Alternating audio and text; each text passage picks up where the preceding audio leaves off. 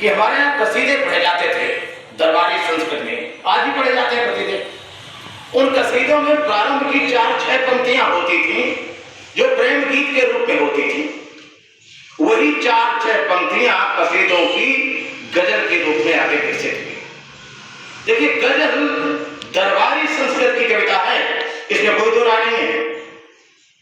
गजल दरबारी संस्कृत कविता है और इस बात की पुष्टि न्यू ब्रिटानिका जो इंसाइक्लोपीडिया है वो भी करते हैं कि कसीदे से ही गजल की उत्पन्न हुई है और कसीदे से ही गजल की उत्पत्ति मानना औचित्यपूर्ण है।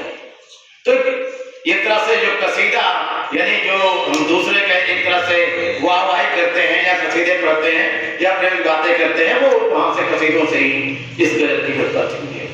जहां तक हिंदी का सवाल है, हिंदी में गजल हिंदी साहित्य के आदिकाल के उत्तरार्ध से लिखी जाने लगी और हिंदी गजल का पहला कवि अमीर खुसरो है, जिसका समय आप जानते हैं 1253 से 1325 के आसपास है।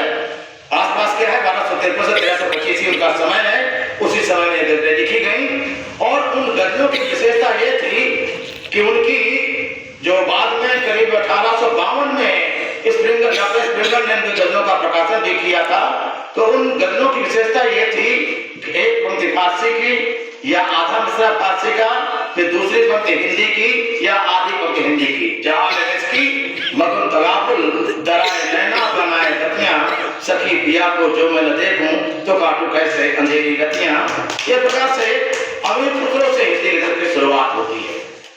भारतीय अभी तक हिंदी गजल लिखी नहीं जा रही थी। कबीर ने भी कुछ गजलें लिखी, कुछ लोग तो कबीर को ही पहला गजलकार मानते हैं, लेकिन भारतीय युग से हिंदी में गजल लिखने की एक लगातार एक निरंतर परंपरा शुरू हुई। भारतीय जी स्वयं रसा नाम उपनाम से गजल लिखते थे और गजल भारतीय युग से हिंदी यानी आधुनिक काल में भारत में हिंदी में गजल लिखने की परंपरा की शुरुआत भारतीय युग से हुई। द्विवेदी युग में जब हम आते हैं, जब मध्य शरण गुप्त आदि होते हैं, उस समय एक विशेषता यह हुई कि द्विवेदी युग में आकर के हिंदी गजल यार थोड़ी देर बंद कर दो यार, क्या पानी वानी या क्या से बैठे।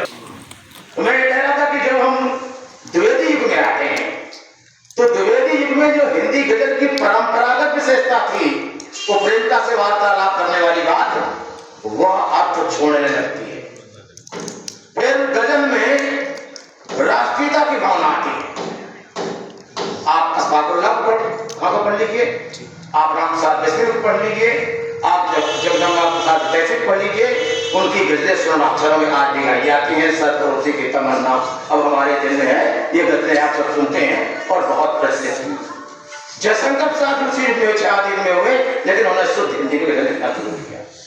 अगर अब हिंदी गजल की आज जो परिभाषाएं दी जा रही हैं, वो सब अलग अलग और भिन्न भिन्न प्रकार की। फिर आपने कहा कि हिंदी गजल एक असंबद्ध कविता है जिसका मूल मिजाज समर्पणवादी है, जो कि परिभाषा है। हिंदी गजल एक असंबद्ध कविता है, इसमें कोई दो राय नहीं है कि गजल एक असंबद्ध कविता है। हर गजल का हर एक शेर अपनी अलग अलग भावभूमि रखता है। एक शेर का दूसरे शेर से कोई संबंध नहीं होता। जैसे चौपानियों में हम पढ़ते हैं कि कथा चलती है, गजल दोहे की भांति होती है, हर गजल के शेर का अपना अलग होता है, इसलिए वो एक असंबद्ध कविता है। तो वो एक असंबद्ध कविता है और मूल से प्रभावित है। राम नरेश त्रिपाठी ने कहा कि गजल जवानी का हाल बयां करना है, जिसमें प्रेम का आज का चित्र हो, वो गजल है। लेकिन जब हम आधुनिक युग में आते हैं, ये उत्तर आधुनिक युग में कुंवर बेचैन, दुष्यंत कुमार इन सबको पढ़ते हैं, तो गजल की परिभाषाएं बदल दी जाती है। किसी ने कहा कि गजल सौंदर्य गाथा है, गजल प्रीति का आत्मनिवेदन है, गजल नींद के पहले का सपना और जागरण के बाद का होना।